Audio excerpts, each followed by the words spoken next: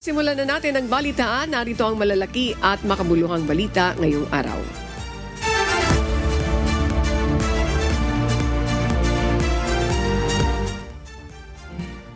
Ipinagmalaki ni Pangulong Ferdinand Marcos Jr. ang patuloy na paglago ng ekonomiya ng Pilipinas at ang kahalagahan ng isang independent foreign policy sa harap ng diplomatic corps at mga opisyal ng pamahalaan sa Banda Nor bilang bahagi ng selebrasyon ng Araw ng Kalayaan. Binigyan din ng Pangulo na nakabatay ang independent foreign policy ng kanyang administrasyon sa pambansang interes, kapayapaan at pagtutulungan sa mga kaalyadong bansa. Ibinida rin niya ang 5.4% economic growth ng bansa sa unang quarter ng 2025 na pinakamabilis sa buong ASEAN, kasabay din ang pagbaba ng inflation sa 1.3% noong Mayo na pinakamababa naman mula 2019. Nagpasalamat ang Pangulo sa tulong ng diplomatic community at international institutions at nanindigang magpapatuloy ang bansa sa landas ng pagunlad at pandaigdigang kooperasyon. Our engagements with the world are geared towards building peace and cooperation and to foster enduring partnerships. We build bridges, not walls. We forge alliances that are based on mutual respect, reciprocity, and shared goals.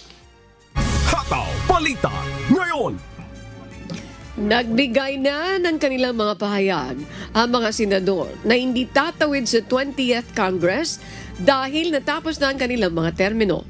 Kasama dito sina Senator Cynthia Villar, Senator Grace Poe na gumugol ng 2 termino sa loob ng 12 taon. Si Senator Bong Revilla na bigong manalo sa midterm elections.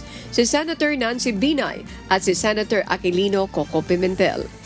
Sa huli nagpasalamat naman si Senate President Francis Escudero sa lahat. Noong Miyerkules, June 11, opisyal nang nagtapos ang third and final regular session ng 19th Congress. I will not say goodbye to those who will not cross over to the 20th Congress unlike the impeachment. Instead, I will say, I will see you again. Hindi ako magpapaalam sa inyo. Ang sasabihin ko, hanggang sa muli nating pagkikita. Do not be strangers. We are just here, and I look forward to working with you in government, in the Senate, and anywhere in the name and in the service of the Filipino people. Hataw Balita ngayon! Sinagot ni Senate President Francis C. Escudero ang pahayag ni Senator Risa Hontiveros na planado umano ang pagbabalik ng articles of impeachment sa Kamara. Nilinaw din ng mambabatas na impeachment court ang magpapasya kung kailan sila magkakonvene para talakayin ang mga tugon ng Kamara sa kanilang mga kahilingan. Sa huli, nanindigan ito na mananatiling sa July pa ang aktual na paglilitis kay VP Sara. Kasabay ito ng pagsisimula ng mga sesyon ng 20th Congress kasama ang mga bagong hanay ng mga senator judges. Pati yung pag-init ng ulo ng ilang mga mambabatas, tagal na pinag-usapan namin at nakita nyo ilang beses kami nagbotohan halos. Pwede nilang sabihin kung anong nais nilang sabihin pero wala kaming tinago at wala kaming kinubli. Kaya ngayon ang sinasabi ko din, di ba? Balikan natin. Ayaw ko ng focus para pag-usapan ito. Di lalo nyo kami inakusang may plano at tinago at may usapan. Nais kong gawin lahat sa plenaryo para makita at mapanood nyo. At kayo na yung humusga kung gano'n nga ba o hindi. Hataw Balita ngayon! Hindi tatalikuran ng Kamara ang pagsusulong ng impeachment case ni Vice President Sara Duterte. Naninindigan si House Speaker Martin Romualdez na mananatili ang kanilang paninindigan pagdating dito hanggat magtagumpay ang proseso. Ayon sa mambabatas, susundin nila ang mga kinakailangan na ang impeachment court hindi para talikuran ang kanilang layunin, kundi para masiguro ang maayos na pagpapatuloy nito. Binigyan din ni House Speaker Romualdez na ang kanilang ginagawa ay hindi isang political exercise, kundi ito ay kanilang constitutional duty. We shall comply with the requirements of the impeachment court, not to abandon our cause, but to ensure the process continues. Because in matters of truth and accountability, the House does not back down. Hataw Balita ngayon. Dumalo si Vice President Sara Duterte sa pagdiriwang ng Araw ng Kalayaan sa Kuala Lumpur, Malaysia. Sa kanyang talumpati, pabirong sinabi ni VP Sara na si Senator Amy Marcos na kasama niya sa pagtitipon ang mag-uuwi kay dating Pangulong Rodrigo Duterte mula sa International Criminal Court Detention Facility sa The Hague. Tinuligsari ng pangalawang Pangulo ang umano'y madaling desisyon ng pamahalaan na isuko ang kanyang ama sa isang banyagang hukuman. Dahil ang kapatid mo ang nagpadala sa kanya sa Hague, ikaw ang magbabalik sa kanya sa Pilipinas. Kaya dala-dala ko yan siya kahit saan. Para siyang naka-hostage. Bibitawan ko lang yan siya kapag si dating Pangulong Duterte ay nabalik na sa Davao City. Hataw Balita ngayon. Hiniling ng kampo ni dating Pangulong Rodrigo Duterte sa International Criminal Court o ICC ang interim release o pansamantalang paglaya at paglipat ng dating Pangulo sa hindi pinangalanang bansa. Sa isang dokumento na makikita sa ICC website, nakasaad doon na may isang bansa na nagpahayag ng kahandaang tumanggap kay dating Pangulong Duterte habang siya ay pansamantalang nakalaya. Nakasaad pa sa petisyon na nakahanda ang naturang bansa na ipatupad ang mga kondisyon na maaaring itakda ng ICC. Iginiit din ng kampo ni Duterte na hindi siya kwalipikado para sa karagdagang pre-trial detention dahil wala siyang kakayahan na tumakas o makasagabal sa investigasyon. Dahil dito, hiniling ng kanyang legal team na agad siyang palayain sa ilalim ng kondisyon na itinatakda ng pre-trial chamber. Hataw Balita ngayon. Pagpapaliwanagin naman ng Commission on Elections ang mga kandidatong hindi nakapagsumite ng kanilang Statement of Contributions and Expenditures o SOCI kaugnay ng nakaraang halalan. Ayon kay CAMELEC Chairman George Erwin Garcia, may kaukulang administrative fine ang hindi pagsusumite ng SOCI at padadalhan ng sulat ang mga lumabag sa patakaran. Ipinaliwanag ni Garcia na importante ang SOCI dahil dito makikita ang kabuang halagang natanggap at ginastos na isang kandidato sa eleksyon. Babala ng CAMELEC kapag dalawang magkasunod na beses na hindi makapagsumite ng SOCI ang isang kandidato, maaari ito maging basihan para sa habang buhay na diskwalifikasyon sa paghawak ng anumang posisyon sa gobyerno. Pagpapaliwanagin sila at yan po kasi may karampatang administrative fine sa hindi po pagkakasabit ng SOCE. Yan po ay pwedeng maging ground ng perpetual disqualification to hold public office. In fact, ang pinaka-recent nga natin, merong isang kilalang dating senador na hindi po siya nakapag-file ng kanyang SOCE dalawang magkasunod na election. Hataw Balita ngayon. Umabot na sa 3,616 ang kabuang bilang ng mga naaresto dahil sa paglabag sa ipinatutupad na nationwide gun ban ng midterm elections. Sa datos ng PNP, nasa 3,702 na mga baril ang nakumpiska mula Enero 12 hanggang Hunyo 11 ng 2025. Pinakamarami sa mga naaresto ay mga sibilyan. Sinundan ito ng security guards, foreign nationals, PNP personnel, sundalo at elected government officials. Mayroon ding CAFGUs, law enforcers, children in conflict with the law, communist terrorist group at appointed government officials.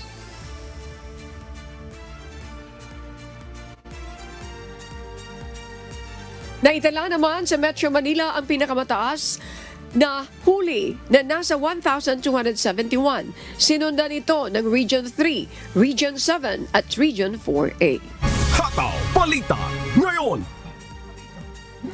Mula December 1 ngayong taon, maaring sa November 2026 na may sagawang barangay at sangguniang kabataan elections o BSKE.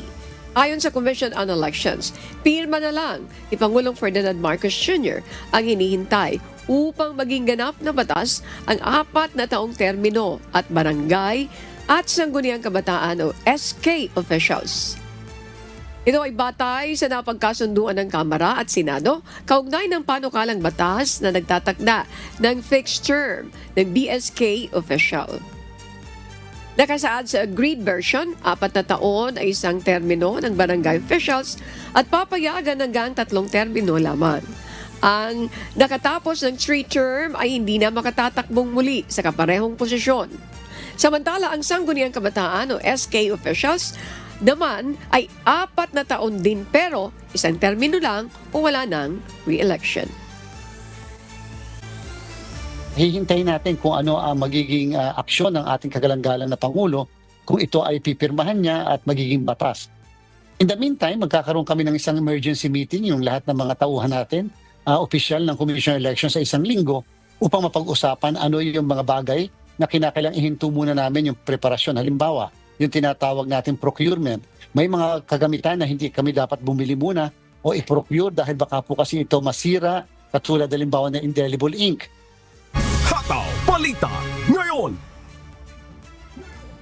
Pinatayo umano ng Senado ang panukalang batas para sa 200 pisong aumento sa sahod. Ayon kay House of Representatives spokesperson Attorney Princess Abante. Dahil hindi inaksyonan ng Senado ang panukalang batas bago pa matapos ang 19th Congress. Nawala umano ng pagkakataon ang mga manggagawa na madagdagan ang araw ng kita. Arawang kita. Let's not sugarcoat it. The Senate killed the 200 peso wage hike bill. Last night was the final session of the 19th Congress.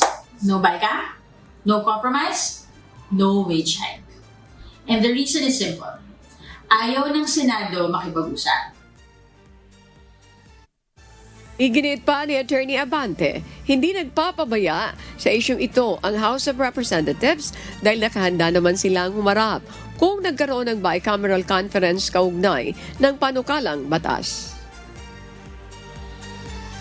Ginawa namin ang aming trabaho. Pero ang Senado, iniwan sa ere ang manggagawa. This is not the end.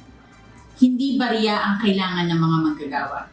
Ang kailangan nila, sahod na makatao, sahod na makatarungan. The House stands with labor and we will keep fighting. Hataw Balita ngayon.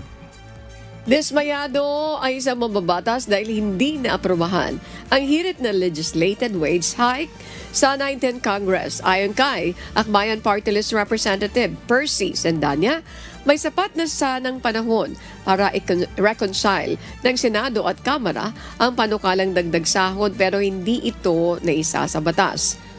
Gayunpaman, ayon sa kongresista sa papasok na 20th Congress ay patuloy nilang isusulong na maging isang batas ang naturang dagdag sahod.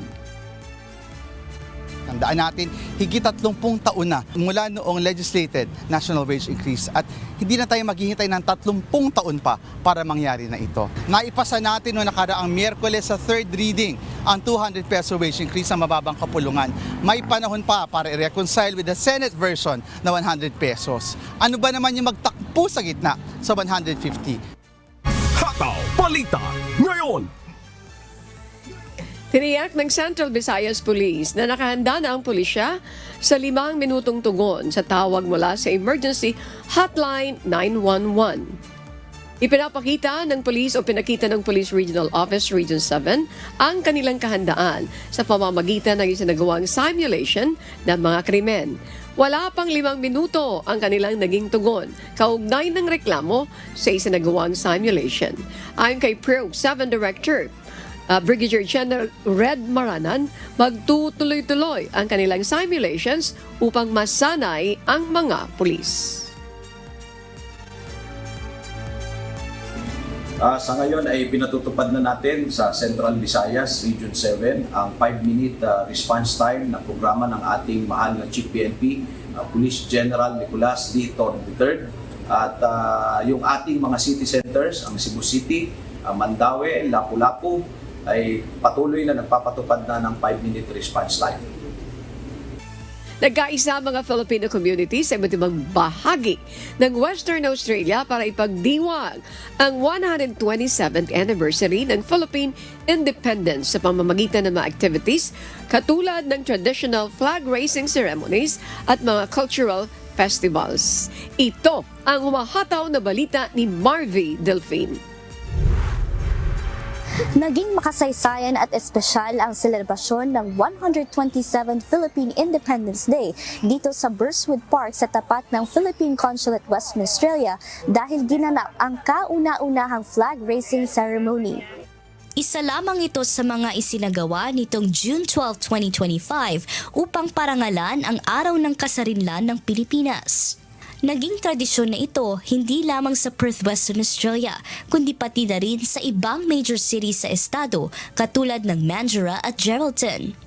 Tulad ng mga nakaraang taon, ang mga Pilipinong naninirahan sa iba't ibang bahagi ng Western Australia ay muling nagkaisa upang ipagdiwang ang araw na nagmarka sa kalayaan ng mga Pilipino mula sa mga Kastila noong 1898. Mabuhay po ang ika-127 na kalayaan ng Pilipinas. Ang araw po na ito ay talagang lagi po nating iisipin at lagi po nating ipagdiriwang dahil po nagkaroon tayo ng kalayaan. At kahit po sa ibang bansa, wag po tayong mahiyang itaas ang ating bandila para sa ating bansang Pilipinas. Mabuhay po! Nagkaroon ng mga gala nights at cultural presentations na nagpapakita ng mayamang tradisyon ng Pilipinas, pati na rin ang mga talento ng Pilipino sa pagsayaw at pagkanta, matanda o bata man. Ito ay nagpapatunay na ang kultura ng Pilipinas ay patuloy na nabubuhay at naitatawid maging sa ibang bansa. At hindi rin mawawala ang food festivals. Simula umaga ay may mga inihandang pagkaing Pinoy ang mga kababayan nating consulate volunteers at business owners. Samantala, ang Honorary Consul of the Philippines ng Western Australia ay nagbahagi ng kanyang mensahe sa mga dumalo sa nasabing community event. Maligayang araw po ng kalayaan at kasarinlan at sana po manaig po sa ating mga puso palagi ang pagmamahal sa ating Panginoon, sa ating bayan at sa ating kapwa. Habang ang mga opisyal ng Philippine Embassy ay nanawagan sa mga kababayan na patuloy na maging mabuting mamamayan dito sa Australia habang nananatiling proud sa pagiging Pilipino. Para sa higit na 360,000 na mga kababayan nating Pilipino, naging home away from home na ang Australia para sa kanila at kanilang mga pamilya. Kaya ang pagdiriwang ng Philippine Independence Day ay hindi lamang pagtanaw sa nakaraan, kundi nagpapakita rin ito ng patuloy at lumalawak na kontribusyon ng mga Pilipino sa multicultural society ng Australia. Mabuhay ang Pilipinas! Marvy Delphine, humahataw sa Balita Ngayon. At para sa mga balita naman sa iba't ibang panig ng mundo, narito ang ating global correspondent na si Marijo Maleriado mula naman sa Seoul, South Korea.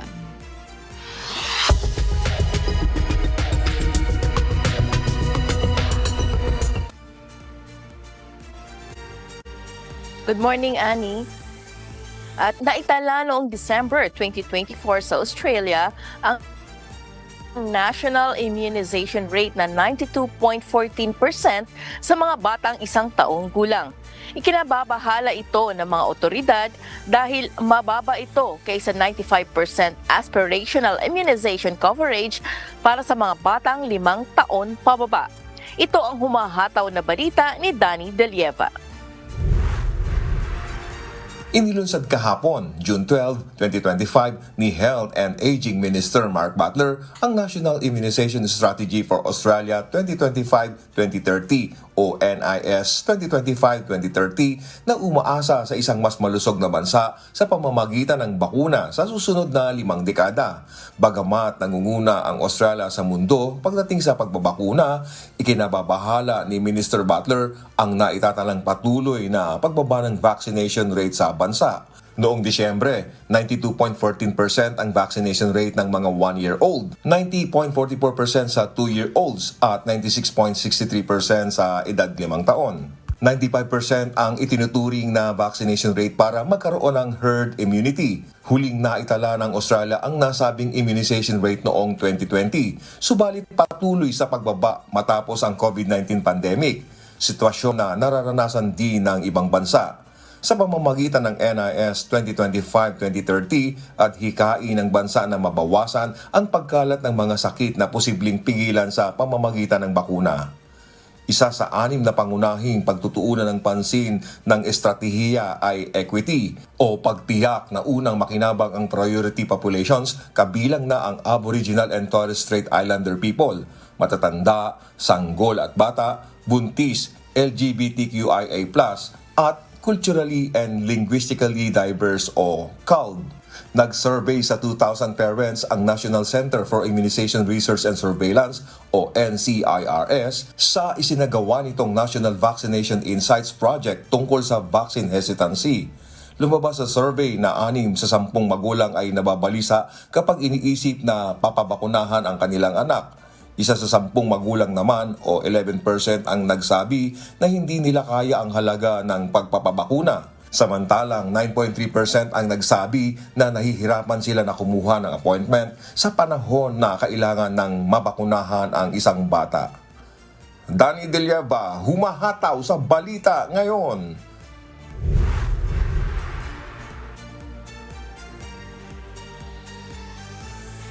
Hindi dadalo sa isasagawang G7 Summit sa Canada si Mohammed bin Salman, ang Crown Prince at itinuturing na de facto leader ng Saudi Arabia. Hindi nagbigay ng dahilan ang Crown Prince Mohammed bin Salman na kilala sa pangalang MBS sa pagtanggi sa investigasyon ng Canada para sa taunang G7 Summit ayon sa isang pahayag ng nasabing diplomat. Bagaman hindi kabilang ang Saudi Arabia sa grupo ng 7 bansa o G7, inaanyayahan ito bilang panauhin sa mga ganitong pagpupulong. Ngayong taon, gaganapin ang summit sa Kananaskis na matatagpuan sa Canadian Rockies mula Hunyo 15 hanggang 17. Madalang bumiyahe sa labas ng bansa si MBS sa mga nakaraang taon. Ang nakaraang taon din tumanggi siyang dumalo sa G7 Summit na ginanap sa Italia. Isinantabi rin niya ang isang nakatakdang pagbisita sa Japan noong nakaraang taon na ang itinuturing na sanhi ay ang kondisyon sa kalusugan ng kanyang ama, si Haring Salman. Wala pang sagot ang media office ng pamahalaan ng Saudi sa hinihinging komento ukol sa pagliban ni MBS. Ayon sa isang kilalang pahayagan sa Canada, ang balita ukol sa hindi pagdalo ni MBS ay maaaring magpahupa ng tensyon sa hanay ng liberal na partido ni Prime Minister Mark Carney. May ilang miyembro ng parlamento ang di umano'y nababahala sa pagkakabigay ng investigasyon kay MBS dahil sa mga isyong konektado sa karapatang pantao na ibinabato laban sa kanya. Naharap sa makalawang batikos ang Crown Prince dahil sa mga aligasyon ng malulubhang paglabag sa karapatang pantao sa ilalim ng kanyang pamumuno sa Saudi Arabia. Noel Poliarco, humahataw sa balita ngayon.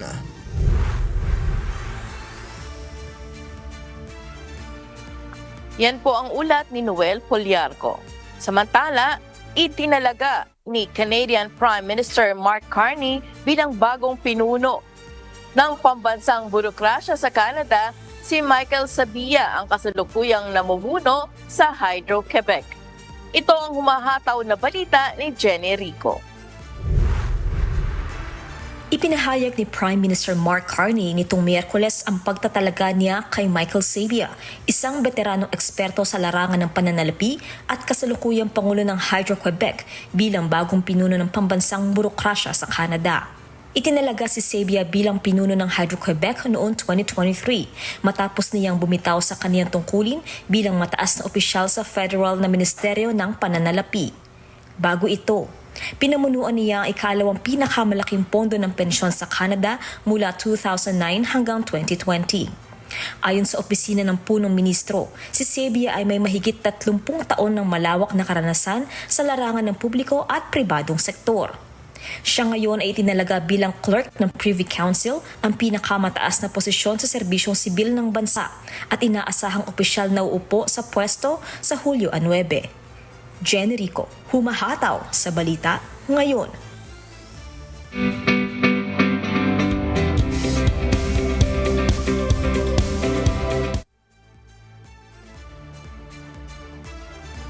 Mayroon namang mga bagong anunsyo at serbisyo para sa ating mga kababayan sa iba't ibang bahagi ng mundo. Kabilang dito ang mga mobile consular mission, libreng konsultasyong medikal at dental, at mga kultural na aktibidad para sa mga overseas Filipinos. Ito ang humahataw na balita ni Lynn Perez. What's up, kabayan? Tatanggapin na sa Embahada ng Pilipinas sa Bahrain ang online bank payment para sa consular services simula Lunes, June 15. Maaaring gamitin ang International Bank Account Number or IBAN, mobile banking applications at e-wallets gaya ng Benefit Pay, STC Pay at iba pa, habang tatanggapin pa rin ng cash bilang mode of payment. Magsasagawa naman ng consular mobile services sa Jizan, Saudi Arabia mula June 20 hanggang June 21 sa Holiday Jazan Hotel. Ilan sa mga serbisyong ipagkakaloob sa ating mga kababayan ay ang passport application, consularization of documents, NBI clearance fingerprinting, verification of contracts, SSS at iba pa. Para sa kumpletong impormasyon, bumisita lamang sa official Facebook page ng Philippine Consulate sa Jeddah sa facebook.com/PHL in Jeddah. Samantala, iniimbitahan naman ang ating mga kabayan sa Spain sa isang classical guitar concert kung saan magpe-perform ang accomplished Filipino guitarist. Gaganapin ito sa June 21, alas 6 hanggang alas 8 ng gabi sa Centro de Filipinas en Madrid. Sa mga nais dumalo, mag-register lamang sa link na matatagpuan sa official Facebook page ng Philippine Embassy sa Spain sa facebook.com/PH in Spain. Magkakaroon naman ng free medical and dental consultations para sa OFW sa Oman sa June 27, 7:30 a.m. hanggang 11 a.m. at mayroon ding men's health awareness activities mula 11 a.m. hanggang 12:30 p.m. Gaganapin ito sa Philippine Embassy sa Muscat, Oman. Sa mga nais magpakonsulta, magpa-register lamang sa tinyurl.com/librekonsulta. Lynn Perez, sumahataw sa Balita Ngayon.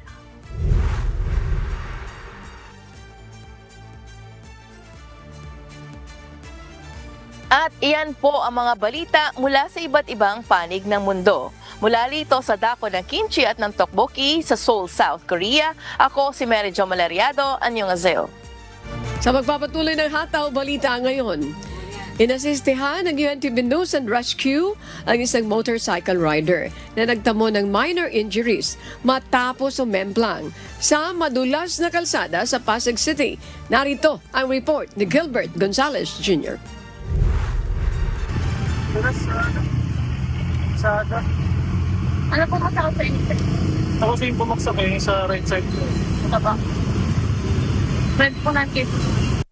Agad na tumugon ng UNTV News and Rescue sa tawag ng isang concerned citizen na may sumemplang na motor sa Manggahan Bridge, Pasig City.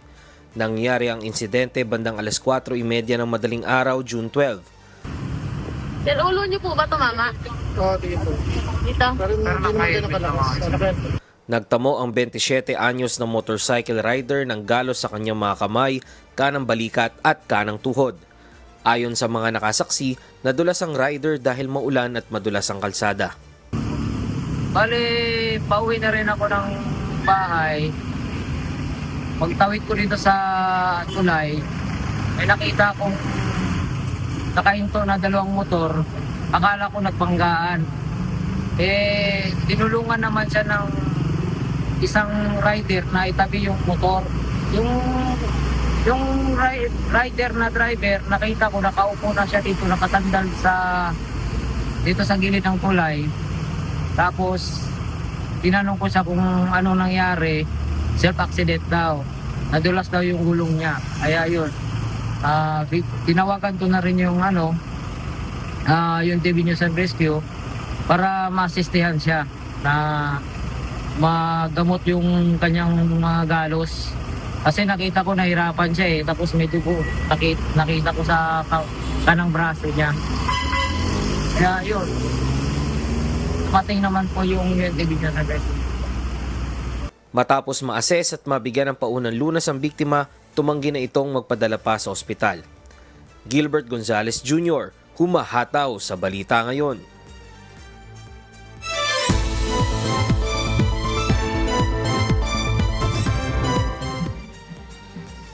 Mas malalawigin pa ng Philippine National Railways ang operasyon ng biyahe ng mga tren sa Bicol matapos ang pagsasaayos ng Binahang Bridge sa Ragay, Camarines Sur. Ito ang umahataw na balita ni Jerry Galicia. Natapos na ng Philippine National Railways o PNR ang pagkukumpuni ng nasirang Binahan Bridge matapos ang pananalasan ng bagyong Christine sa Camarines Sur noong nakaraang taon. Buso nito, mas palalawigin pa ng PNR ang operasyon o pagbiyahe ng kanilang tren mula sa Camarines Sur patungo sa lalawig ng Quezon, gayon din sa rehiyon. Ayon sa pamunuan ng PNR, tumagal ng halos 2 buwan ang isinagawang rehabilitasyon kung saan kailangan palitan ang mga dating kahoy ng mga riles ng mas matibay na synthetic ties para mapalakas ang estruktura ng naturang tulay. Bahagi din ito ng direktiba ng administrasyon ng Pangulong Ferdinand Marcos Jr. na pabilisin ang rehabilitasyon ng South Operations. Habang patuloy naman naghahanap ng pondo ang Department of Transportation para sa 556 kilometrong South Long Haul Project. Ang pagkakakumpuni ng tulay ay hakbang para sa pagbabalik ng biyahe mula sa Naga City hanggang sa Tagkawayan, Quezon na isang 79 na kilometrong linya na magpapabuti at magpapabilis sa transportasyon sa Southern Tagalog at Bicol Region. Nagpapasalamat naman si PNR General Manager Giovanni Miranda sa mga manggagawang nagsusumikap at nagtulong-tulong para maibalik ang ligtas, maasahan at abot kayang mass transport para sa mga kabayan nating pasahero. Jerry Galicia, humahataw sa balita ngayon. Nagsagawa na ng isang site inspection sa sanitary landfill ng Barangay Mankatian, Porac, matapos makarating sa tanggapan ng provincial government ng Pampanga ang mga ulat na may mga basurang ibinabiyahe mula naman sa Bulacan patungo sa lugar ng walang kaukulang permit. Personal na ininspeksyon ng ilang government officials, katuwang ang DNR, EMB at LGU Porac, ang site kung saan tumambad ang 15 truck na may lamang basura. Isa sa mga truck ay may bitbit na hazardous waste tulad ng dextrose at walang tamang label ang mga truck na isang malinaw na paglabag sa Republic Act 9003, Section 24 ng Ecological Solid Waste Management Act at ang Republic Act 6969 o ang Toxic Substances and Hazardous and Nuclear Waste Control Act of 1990. Dahil dito, agad na pinatigil ang operasyon ng mga truck para sa masusing investigasyon. Hataw Balita ngayon! Ikinagulat ng mga motorista at ng mga residente ang mga kabayong binabagtas ang National Highway sa Davao City. Sa mga ibinahaging video ng ilang netizen, makikita ang mga kabayong nagmistulang namamasyal sa kalsada gamit ang iisang lane sa lanang Davao City. Dahil sa eksenang ito, nagdulot ng bahagyang pagbagal ng daloy ng trapiko sa mga dumadaang motorista. Gayunman, sila na ang nag-adjust at nag-give way para makadaan ng maayos at ligtas ang mga kabayo. Umabot sa 8 kilometro ang tinakbo ng mga kabayo bago ito'y ligtas na makauwi sa kanilang kulungan. Hataw Balita ngayon! Isang Philippine flag na gawa sa puto ay tinampok ng lungsod bilang pagunita sa ika-127 taon ng Araw ng Kalayaan ng Pilipinas. Makikitang nakapattern ang kulay ng mga puto sa kulay ng watawat ng Pilipinas. Pinangunahan ni Cagayan de Oro City Mayor Orlando Clarex Uy ang kabuang programa kasama ang Philippine Army 4th Infantry Division, Bureau of Fire Protection, CDO, City Police Office at iba pang mga opisyal. Hataw Balita ngayon!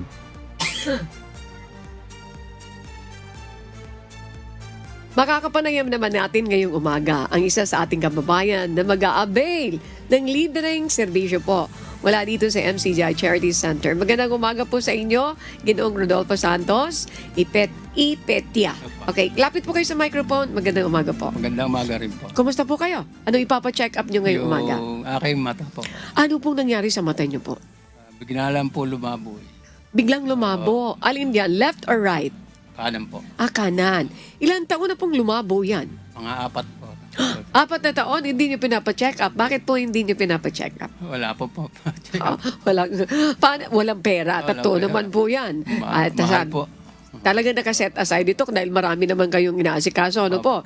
So, hindi nyo napat-check up ng 4 na taon. O paano nyo po nalaman na mayroon MCGI Charity Center dito? Sa kapatid ko po. Sinabi po sa akin. Yung kapatid nyo po nagpa-check up din dito? Nagpa-check up? Opo. Anong pina-check up niya? Ngipin po. So ibig sabihin, yung kapatid nyo po ang nagbalita sa inyo na nakapagpabunot na rin ng ngipin. So ibig sabihin, ngayong umaga, ipapacheck up mo yung mata nyo po. Ayan. Anong problema talaga po? Pag bigla na lang lumamo? Mga nag-uulap po, tapos masakit po yung ulo ko. Nag-uulap. Tapos ilang taon na po kayo? 55 po. 55. Ayan. Biglang nag-uulap. Pagkatapos sumasakit. So talagang natiis nyo ng 4 na taon yan. Ano po? Ano po bang trabaho nyo? Sa construction lang po. Sa construction. Regular po kayo o ano? Residential lang po. So, ibig sabihin, kapag may kontrata, Opo. hindi kayo regular. Hindi po. Magkano naman po ang binabayad sa inyo doon? Minsan 807, ganyan. Kaya naman pala. Yung 700, kulang pa yun sa pang-check up nyo, ano po? Kulang po talaga. Opo, natatawa kayo. Kaya tiniis nyo na lang. So, yung pagkakataong ito, papacheck up nyo po yun. Ano po bang pwedeng ipacheck up nyo? Mga nararamdaman, mga ipin, ganyan. Ipin. So, anong unahin nyo po? Ito pong mata ko. Opo, babalik na lang ulit kayo. Ayun. Sa next. Next, babalik na lang po ulit kayo. Ayan. Si tatay babalik na lang ulit sa next. May target pa siya. After na makita ng doktor, ma-check up ng doktor kung anong problema ng mata ninyo. Salamat naman po. Is this the first time po talaga na makapunta kayo dito? Ayan. Taga saan po kayo? Diyan lang po, sa Nangka. Ayan. Okay. Kayo po ba may pagkain na Meron po. Binigyan po ako. Yan ang bit-bit nyo. Okay. So, ibig sabihin, dito, kita mo naman. Nag-smile. Masaya yung mukha nyo. Ano po? Wala pong bayad dito. Wala po. Opo, kaya naman. Ang bali ginastos mo lang yung pamasahe nyo. Opo. Ayan. Pagdating mo dito, may pagkain ka pa po. O sige. Salamat po. May kape ka pa dyan, may kape pa. At pagkatapos may pagkain ka. So, anong gusto mong sabihin? Salamat po sa bumubuo po lahat ng doon. NTV. Maraming salamat po. Ayan, salamat sa Diyos. Babalik po ulit kayo sa pagpapacheck up nyo yung ngipin ninyo. Si Ginoong Rodolfo Santos Ipetia, mga kasambahay na taga-barangay ng Kaalang siya. Tuwan-tuwa siya. Sa susunod, target pa daw po niya yung kanyang ngipin.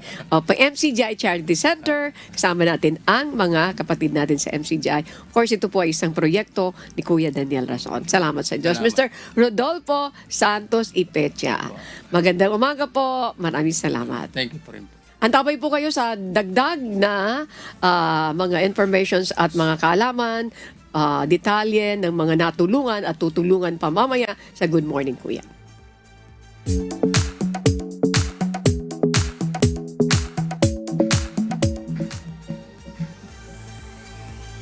Umarangkada na ang iconic Wish Bus patungong Tuguegarao City para maghatid ng isang world-class entertainment para sa ating mga kababayan doon.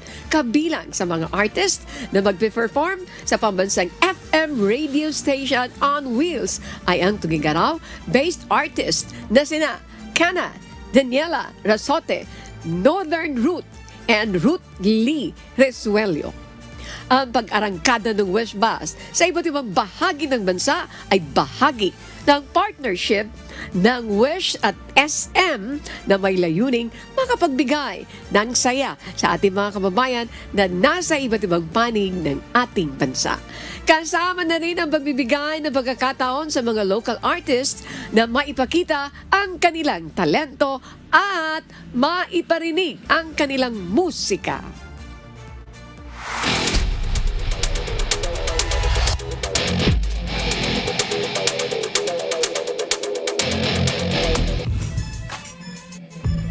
Tuloy naman ang bakbakan sa volleyball court na nang natitirang 4 na kupunan para makakuha ng spot sa championship round. Wagi ang AFP Lady Gunner at PNP Lady Patrollers habang laglag sa semis ang Comelec Suffragettes. Ito ang mahataw na balita ni Jed Narasina.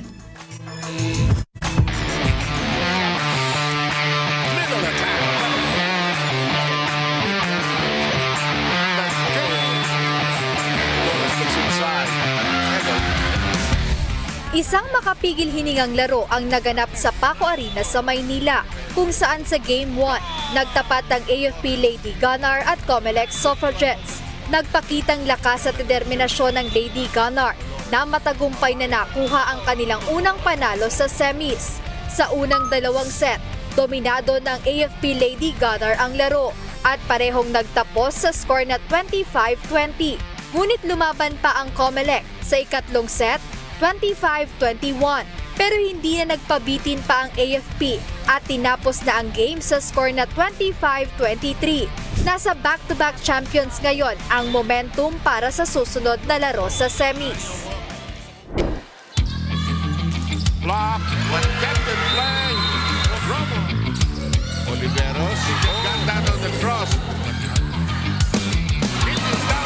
Matindi rin ang laban kahapon ng PNP Lady Patrollers at BFP Lady Firefighters. Sa unang set, nakuha ito ng Lady Patrollers, 25-22. Ngunit bumawi ang Lady Firefighters sa ikalawang set sa parehong score. Pero hindi na nagpatalo pa ang PNP sa mga sumunod na set at kinuha ito sa scores na 25-15 at 25-23. Super masaya po kasi napakadikit ng laban eh. So parang yung excitement, yung joy na nararamdaman namin kasi talaga makikita mo na talaga nandun yung effort ng bawat isa. Comeback stronger naman ang siniguro ng team captain ng Lady Firefighters na si Fire Officer Tugang Abeliana. Magre-restart lang po kami as a team. Tapos babalik kami na malakas naman. With the help of our Lord, syempre po. Don't miss the action ngayong semi-finals ng UNTV Volleyball League Season 3. Abangan ang susunod na match schedule sa darating na linggo, June 15, live pa rin sa Paco Arena sa Maynila. Maghaharap sa Game 1 ang BFP Lady Firefighters at AFP Lady Gunner. Comelec Suffragettes laban sa PNP Lady Patrollers naman sa Game 2. Mapapanood din ito via live streaming sa UNTV Sports Facebook page at YouTube channel.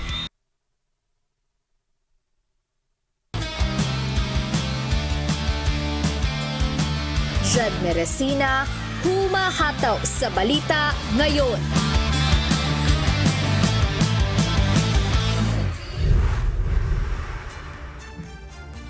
Wow, may shout-out tayo, Adet. Thank you very much, Adet. Maraming salamat. At syempre, Rodrigo, Raprap, Belinda, Arian, Chrislen, JL, and shout-out din po sa amin dito. Narito si Jose Ibanez, kasama si Alex Montesa, kasama si Paraon, and of course, syempre, nariyan si Bernie, at sino pa? Si Shane. Thank you very much. At syempre, naroon si kasama natin si Carl at saka si Ian. Maraming salamat. Edison Ico. Maraming sino? Jane Sumayaw? Okay. Maraming salamat. Antabay na po kayo mga kasambahay. Si Ana, binabati natin dyan. Ana, si Moy Moy.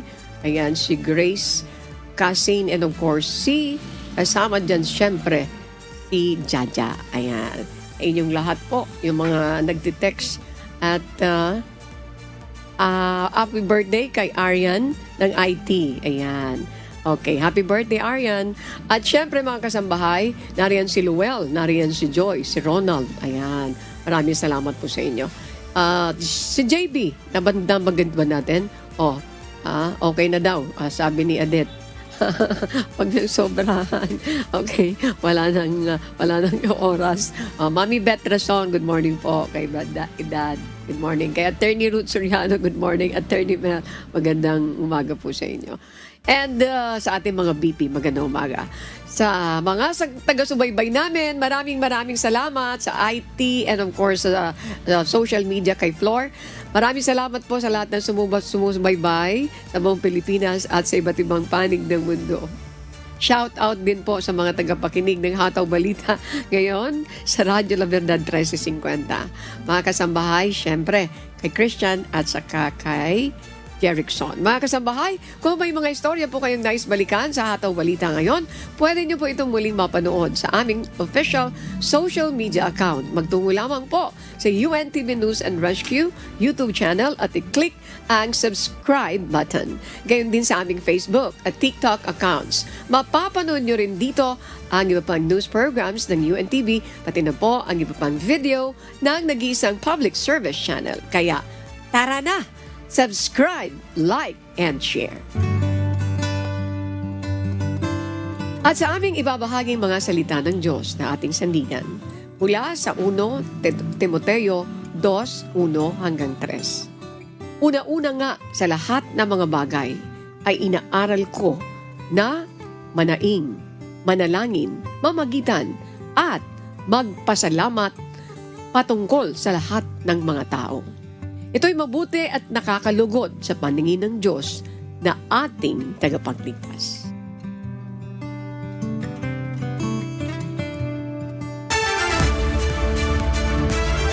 Ng Biyernes, ika-13 sa buwan ng Hunyo, 2025.